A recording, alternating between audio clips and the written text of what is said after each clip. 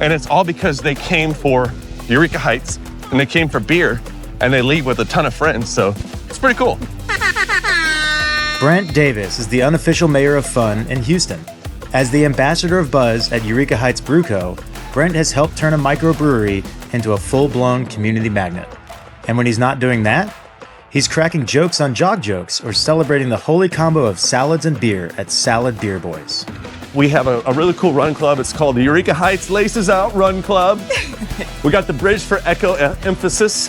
All I have is a pair of jorts. Doesn't matter. So it's a jog jokes. Yeah. Yeah. What's up?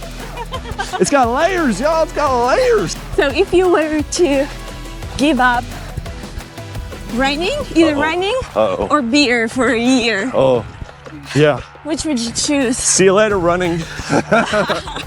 Don't take my beer. Don't take my beer. All right, good morning, runner viewers. And good morning, Ambassador of Buzz. Thank you. How are you doing this morning? I'm wonderful. I'm honored and thrilled to be here and here and here. So thanks for having me here and here and here. Yay! Well, we're excited too.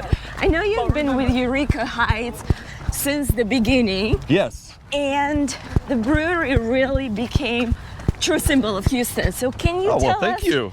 How did you guys start? Eureka Heights Brewing Company. We've been around for 9 years. Okay. We've got some wonderful owners that came together and said, you know what we're going to do? We're going to make amazing beer for Houston. We're going to build community, and we're going to have fun doing it. And they've done a heck of a job. And I was lucky to be there as employee one, the first one. Wow. So my parking space is pretty cool. That's awesome. And it's just been such a fun, cool, wild ride to see where we've come from. You know, just the beginning origin story like the Marvel superheroes to where we are now. And, you know, it's just an honor to be a part of the Houston legacy and making cool beer, like I said. And then what does that do? Beer builds community, so much so that I get to meet you. Yeah. I would have never met you without Eureka Heights. Yeah. A bike is coming through. 3, It's all right. 2, 1, bike. Yay! Thank you. Well, Eureka Heights is a community magnet right now. How did you build that? How do you build it? I think it's through events, through fellowship. You know, we hit a lot of cool boxes, you know, from running clubs, which we have, to biking, to comedy, to movies, pop culture, you know, and hosting just weekly events like trivia and bingo where people can come. And it's really, like, seriously super cool because you watch people come as first timers and then you start seeing them make friends with other people there. Really? And what, you know, little by little dominoes, and then you see that whole community there. And it's all because they came for Eureka Heights and they came for beer and they leave with a ton of friends. So it's pretty cool. That's amazing. Yeah. I love the community. It's definitely known for community, but it also is known for very playful names. I have some friends Yeah. who always keep Buckle Bunny in their fridge. Yeah, you got good friends. I know. How do you come up with these funny names? Yeah, it goes back to our owners again. It's all tongue in cheek, sometimes funny, sarcastic, you know, things like that. But yeah, it just gives the beer so much more kind of imagery. You know, it could be, if we're just Eureka Heights IPA, no, that's cool, that's fine. Okay. But you do Eureka Heights Mini Boss IPA, now you've got some kind of an image, you know, you've got a logo, you've got a story, and, you know, that's a part of community. It's like we start finding these things out. Oh, I like Mini Boss. Well, what's Mini Boss? How does that come from? Oh, it looks like this. And obviously it resonates a little bit better and sticks in your mind. That's cool. Eureka Heights itself is a very unique name. What's the story behind the name? Absolutely, yeah. So the owners did a little Googling, you know, got on Bing.com, and they looked at where we are within our neighborhood, and it used to be Eureka oil fields. And believe it or not, In that neighborhood? yeah, in that neighborhood. And believe it or not, there's a fault line called it's a Eureka fault line. So taking that, the word Eureka is a fun word anyways. You know, you have that aha moment, like, Eureka! Yes. and run with that. So just a nod to, again, being local in Houston and running with it. How do you stay rooted in Houston vibes? How do you stay? I guess by going on running podcasts. You're flattering us, but thank you. Hey, you know, take it. Houston is such a cool, diverse city. I think there's so much going on. You can always explore, you can always find new things. So I think for us, we're just interested in that, you know, always exploring, always checking out, going to new places, you know, this and that. And there's always rewards to be had. That's awesome. Yeah. You mentioned that you have a running club. And I mean, in this culture. There it is. There's the commercial. There you go. So why did you decide to start a running club? Well, let me tell you something. When you drink beer, it's a great product and it's amazing and it's fun. But maybe you want to be healthy while you do it. So Is it possible? it is possible. Yes. So by running, you know, we have a really cool run club. It's called the Eureka Heights Laces Out Run Club. We got the bridge for echo emphasis. So it's every Thursday, 5:30 and 6:30. We've got multiple routes, 2, 3.5, 5, 8. Wow. And this is every single week. And you get $2 off your beers after you complete the run. Morning.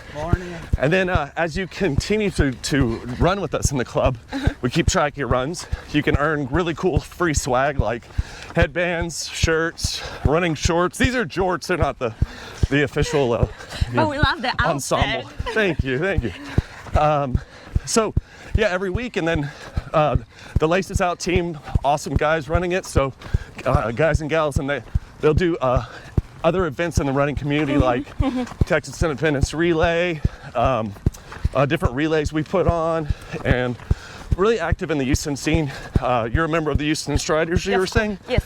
Yep, work with those guys, love those guys, and Freaks Run Club and everything with it. So you see this community that's here and then goes out into Houston and, you know, keeps building and building. Why do you think running and beer go hand in hand together? Yeah. I think it's a great reward, you know? Okay. You worked really hard today. You know, you did some miles, you're feeling good. Why not try one of our beers like Something Light? Something Light is a low calorie, low carb beer. Oh, wow. Just like the name says, Something Light. And it's a favorite at our run club. And then also really something kind of cool. We made a beer for our run club because we got some requests for pickle beers. Seriously? Yeah. Okay. So we're like, you guys want pickle beers? We'll make them. So we have a awesome pickle beer that, you know, the runners enjoy after the runs too. So when you were setting up a club, who showed up first? Runners looking for beer or beer lovers My looking gosh. for a run? What a question. This is the chicken and the egg that Oh I my did not God. know was going to be here. Yeah. This is hard-hitting journalism. I like it. Trying to match your jorts, you know? I think it is a little both. You got beer drinkers who are like, let me take a stroll. Let me go check out the neighborhood with some other friendly folks. And then, you know, this is one of those things where you start seeing people in the tap room and they're like, oh, I didn't know you had a run club. Maybe I'll do it. And then they start seeing the other runners and getting a little jealous that they're getting $2 off their beers and having that community. So then they're like, I'll try it. And, you know, it's really great. So many different routes, low mileage to high. You can do your own thing. You can run with a big squad of people. It's cool. So I encourage everyone to try it out. I love your passion. Yeah. And that leads me to a question of you becoming an ambassador of Buzz. Yeah. I mean, growing up, have you always thought that you want to sell beer? As a little boy, I was like, when I grow up, I want to be an ambassador of Buzz. No, it was something that I fell into, luckily through my creative and awesome friends. I have always done somewhat of a sales atmosphere. And then it just turns out that when your friends open a brewery and they invite you on the ground floor to see what you can do, you take that challenge, you know? And so I guess that's how I grew up, if I ever did. Yeah. So what do you like the most about the role and about just the brewing industry? Yes, so for the role, I would say, and this is to flatter you again, but it's like, look where I can go with this avenue. Like, me selling beer is a pretty easy side thing. You know, we sell it to bars, restaurants, convenience stores, Dyken Park, where the Astros play, Okay. music venues. So, Well, you say it's easy, but I mean, for the user, I think when I go to the store and I see lots of shells and brands, yes. different beer. Yep. I mean, isn't there a competition out there? Oh, it certainly is. It's a lot of competition, but it's, you know, it's well warranted. You know, if you don't have any competition, you might get a little soft or something. So this gets your game up, makes you producing high quality beer with those imagery and that community that we're building from the tap room on. See our products out in the stores. They're like, you know what? I like Eureka Heights. That's the beer I'm gonna get. Yeah, but as a whole, the industry, the beer industry, especially local craft beer, is phenomenal. We're all in the same game. You know, we're all out there working really hard. We're all making great beer. Tons of breweries across the city making awesome craft beer. And we help each other out, you know. If somebody's short on supply, like they don't have hops to brew with, they can make a couple phone calls and we'll lend them to them, and vice versa. You know, we'll borrow material from other people. So even though it's competition, it's kind of an anomaly where everybody's friendly and kind of works together, Maybe which I is should something I really enjoy. Yeah, maybe I should consider changing industry. Come on, get in the You beer know? game. I'll sell you beer. Yeah. I think you're doing it right now. You don't even know. That's true. That's true. That's fantastic. I mean, we enjoy the beer. What's your favorite? That's such a good question that I get a lot. 9 years I've had a lot. You know, I've tried all kinds of different styles. You know, I like stouts, I like IPAs, I like lighter beers. So it really runs the spectrum. And I know it's kind of a cop-out, but our two biggest sellers are my two favorites. So we have Buckle Bunny Cream Ale, Okay. one of the lighter beers, just an amazing, easy drinker. And then Mini Boss IPA, which the aroma on that one, you just smell that right out of the can or the glass, and you're just like, oh, there's that tropical citrus I need. Yeah, that's very refreshing in Houston heat. And guess what? We're gonna drink some afterwards. Oh, Yeah, give you the full experience. thank you. So for newbies who do not know about beer, can you explain the difference between craft beer and macro beer companies? Absolutely. So macro beers, think of these guys as the big juggernauts that you see all the time. Bud Light, Coors, Miller Lite, you know, all those great beers. They're just made in massive production facilities, very corporate, but great people who work there and good products. Craft beer is a company like us where, I mean, there's different sizes, of course, but we've got 30 people on our roster. You know, there's 3 brewers, there's 3 people on the packaging team, packaging every can and keg. So, you know, it's very small. We wear a lot of hats, and it's cool because, you know, your direct contribution, you can see that right away, you know, what you did that day. So that's something I really enjoy in my role too, is that, you know, come up with an idea and execute it, go for it, you know. Yeah, and you're building the communities and giving back to the communities. That's right. We do a lot of fundraising. You know, we do Pints for Pride for the LGBTQ community. We do fundraising for veterans, for Toys for Tots. We host a lot of charities in the tap room. They're able to connect with their folks and everything, raise money. So it's nice. It's like one of those side benefits where, again, wake up selling beer and in the process help your community, you know? It's super cool. I know. Can you tell I drink the Kool-Aid? I enjoy it. Well, you wear many hats, Yeah. and one of them is having several Instagram accounts. Yes. I blame it on the schizophrenia. Okay. So Salad Beer Boys. Salad Beer Boys. Check us out on Instagram, Salad Beer Boys. Woo! So what's the inspiration behind it? All right, so Salad Beer Boys is an Instagram account I have where, as I'm out and about in the world, I take a picture of my lunch or dinner, which sometimes is a salad and a beer. Okay. And I'm gonna tell you right now, that's not a very sexy thing, right? Oh, cool, let's get a salad and a beer. I mean, sexy in the women's world. All right, I'm in.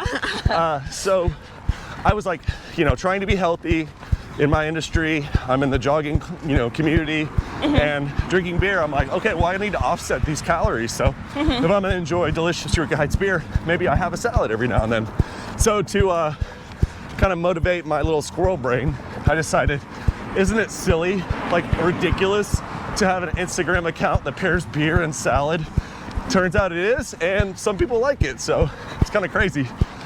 You have like, and it's not just Eureka Heights beers, it's Sierra Nevada, it's all the legends of craft beer. And I'm like, look, I'm having this beer with a salad, and I can only imagine what these people see when they see this on social media, like, okay, cool, thanks, but.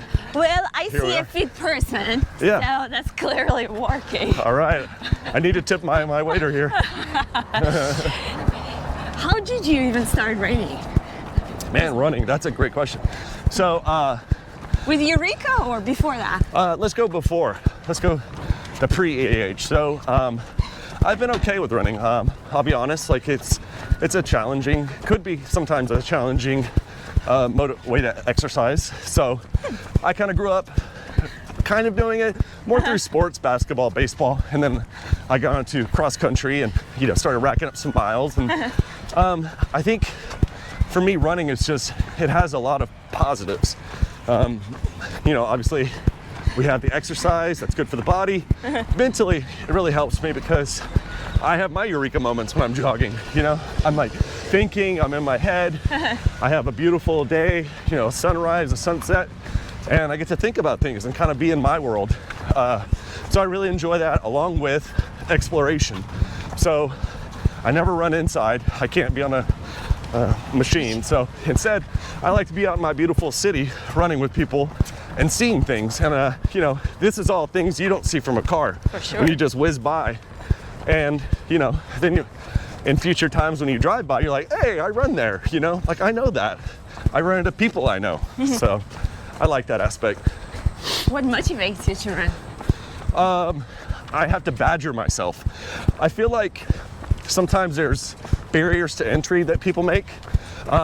One common one will be, it's too hot, it's raining, all I have is a pair of jorts. Doesn't matter, just go. And I promise you put one foot in front of the other, just be realistic. Not every run is gonna be your PR best time, but every run is a good run. You went out and did something, which I think the biggest satisfaction is kind of knowing that, man, today I woke up and I jogged, whereas 97% of the population doesn't or won't or can't or doesn't want to, and you do it. And I think that's, every run's an accomplishment. Not to sound super cheesy, but I guess I am. Yeah. You said jog, and I know you have another Instagram account, and I hope you prepared some jokes for us. So it's a jog jokes. Yeah. The cheat sheet. Yeah. So what's the inspiration behind that? Great question. So we have another one of my Instagram accounts is called Jog Jokes, where as I'm jogging, I will tell a joke. Not every time, but just whenever I'm feeling like it. And it's another motivator. I'm like, okay, I'm running. What would make this more fun? I've got salad beer boys. That's hecka fun. What can I do with running? So started telling jokes, and it keeps me looking for jokes. It keeps me entertained. Like I'll be running on a specific trail, be like, okay, this is the place to start recording the joke. Trying to be a little creative with it, and I'm doing that all while jogging. So it's just a fun personal way that I think to make running fun. What's your favorite jog? Oh, I got you. My favorite jog joke. I've told this so many times and I still laugh. Okay. What? You ready? Yes. What do you call a beehive that does not have an exit? What do you call a beehive that does not have an exit? Unbelievable. Woo! What's up? It's got layers, y'all. It's got layers. Unbelievable. You get it? You get it? You get it? I was worried I won't. Yeah. No, I keep it very dad joke, The cornier, the better. I try and live in that corny lane. Okay. If you can't tell. Yes, I can tell. So where would you find them? I mean, do you come up with them? No. Do you Google? Yep. I get on that Bing.com or Alta Vista and do a search, and yeah, it's plenty out there. You just got to wade through and find the right one for your jog, you know? And yeah, I have my handy spreadsheet right here. So if we need another jog joke at any time, until it sweats away. Let me prepare that laughter. Can't laugh. Huh? I already used that for the mile. Nice. That's awesome. No, Yeah. And so if you want to, I encourage you and everyone out there, send us your jog jokes and I'll post them. No big deal. Oh, really? Oh yeah, absolutely. You contact people? Yeah. So if you were to give up running, either running or beer for a year, yeah. which would you choose? See you later, running. Don't take my beer. Don't take my beer. Yeah, I literally love beer. I think it's so tasty. There's so many varieties. It's cool to see, you know, what others produce and make, and you know, I just enjoy that. And if I couldn't run for a year, I would be sad. But I'd be a heck of a bicyclist. Or maybe rollerblades is calling me. Good one. Yeah. The rollerblades? Now I moved to the rollerblade realm, which I've never done. We got a nice sunrise coming up. Yeah. I like what you've done with the place. It's a beautiful Allen Parkway morning run. Yeah. With lots of people. In Houston, Texas. Yes. If PR stood for pint record, what would be your personal best? Wow. We're talking in 1 day, 1 week, 1 month, 1 year, multiple? Oh boy. Yeah. On the day, I don't want to have a pint record on a day. Let's do a year. Okay. Math. I'll just spitball, you know. What if you have 500 divided by 12? Who's Rain Man here? I don't know how to do that. Well, 500. Let's say 500. I feel like I could do 500 beers. Seriously? In a year? Oh yeah. Easy. Yeah, just break it up. Wow. I didn't want to go too high, otherwise, you know, my parents would be ashamed of me. Hi, Mom and Dad. Okay. So, lots more difficult to the last mile of a marathon or the first sip of warm beer? What's more difficult? Wow. I'm gonna walk through these. I'm gonna run through these. Okay. Run through these scenarios. There we go. The last mile of a marathon is so difficult, but you just see it right there, and you want the accomplishment, and you're running through the pain, and you're seeing people cheer, and it's just this kind of exodus moment. You know, you're building up to it. Warm beer I've had, and I can deal with. It's not, you know, my go-to by any means, but you know, I can tolerate it. So I would prefer the last mile of a marathon. That's a great question. Okay. Can I hear your answer? Put you on the spot? Yeah, I think the beer. Yeah. I would agree with you. I'm not that huge of a beer person. Mm-hmm. And then if it's warm. Yeah. Yuck. You gotta pay me to drink it. Yeah. Yeah. All right, if we were I might do that just for my own satisfaction. Okay. I'm gonna pay you to drink warm beer. Sooner than you think. At least I'll earn some, you know, That's right. bucks here this morning. How mean would that be of me? Like, you did a great job jogging today. Here's a warm beer. Yeah, that's true. Yeah. Friend or enemy? Very mean. If we were to celebrate We will. a Boston qualifier, hold on. Okay. Which beer would you choose? Would you choose a Buckle Bunny for the smooth style, or would you choose Mini Boss because you bossed that race? Nice. Heck yeah. I start with Buckle Bunny and enjoy that smooth taste, and then I boss that Mini Boss right after. And then go back to Buckle Bunny, and then back to, because we in Boston. So you can hit that PR? We in Boston. If I brought the beer to Boston, we're gonna have it. Oh, true. Yeah. You gotta bring it there first. Yeah. Which, by the way, do you guys distribute, or are you local to Houston? Absolutely, we distribute. So we're mainly Houston. Houston is a town of 4 or 5 million people. A lot of action, a lot of room for growth. And, you know, we can really focus our assets and strategize, you know, in our backyard. But we go further. We're out in Galveston. We just expanded to College Station, where Texas A&M is, and where I went to school. Whoop. And yeah, so surrounding places within Houston. We're lucky enough to have such a great fan base that people will write in all the time or call and be like, hey, I live in Austin. Can y'all sell me beer here? I want you guys to come to Austin. I want you to come to Dallas. I want you to come to San Antonio. And our owners have done a really good job of growing at a controlled pace. You know, it's really fun to be like, oh, dude, yeah, we got our beer in California or New York. But it's not reasonable. You don't want to run out of great beer in your home market because you're trying to, you know, be in a new place. So we just kind of grow at our own steady clip, which I think is pretty cool, you know, in a business sense. It is.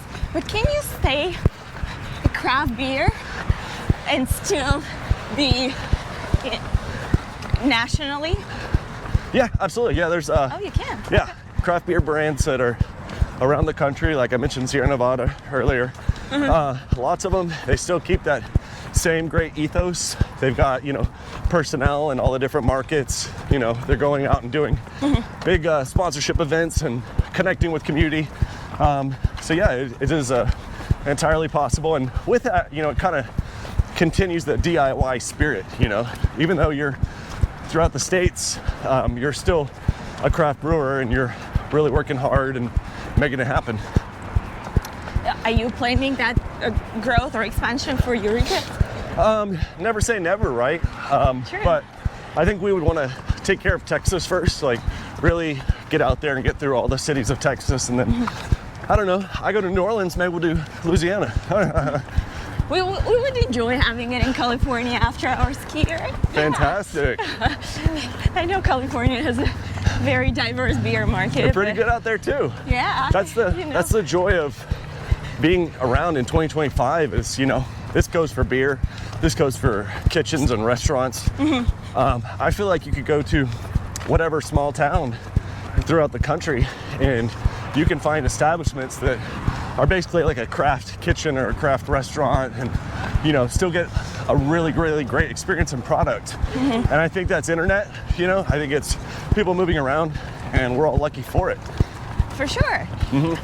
We see though the trend among young generation that they prefer vaping more than drinking. Do you see that? Yes, we do. Every generation is going to be a little bit different on their habits or preferences. So we see that and, you know, we kind of react accordingly. For a while we made a hard seltzer because that was what people were going for. It was called Fizzy Pants, great seltzer. And now we are evaluating, as you look into marijuana and THC, we're looking at opportunities for us to launch our own brand, which will be that for those folks that, you know, want to have community and everything, but they're not interested in alcohol. Well, we can provide a THC beverage that they can still enjoy. That's cool. I like that. I like that you're adjusting Growth, with your pickle beer and all this. How do you listen to those demands of the market? We're out there. So our sales team is out there, you know, doing events, being with all the accounts. Folks in the Taproom, you know, Taproom is a great source of data, you know, where we're looking at which of our beers are selling most in the Taproom. You know, on a laces out day, something light spikes because all the runners want that light version of beer. That's true. So, yeah, so it's kind of cool just to see all those different trends and things and be of that size where you can maneuver. When COVID happened, we had to close our tap room, and that was a huge source of income. We also have staff that work in the tap room, so we pivoted there. We did a buy beer to go model, so customers could drive up on the curb, place an order. Our taproom personnel would walk out the beer, sell it to them. And in doing this, we stayed open throughout COVID. We didn't lose a single employee. We kept everybody. We can go hear you and just finish. Oh, sorry. Whoop. And what that does is that keeps brewers brewing, keeps packaging, graphic design for all the labels. We were churning out sometimes 2 or 3 new beers a week just to get, you know, the customers coming back. And it was amazing. The community supported us. You know, they were like, we like Eureka Heights. We want them to keep going, so we'll come here and buy beer to go through this line. And again, it saved all of our employees, and I'm grateful to ownership that, you know, we are of a size where we can pivot quickly and get the job done.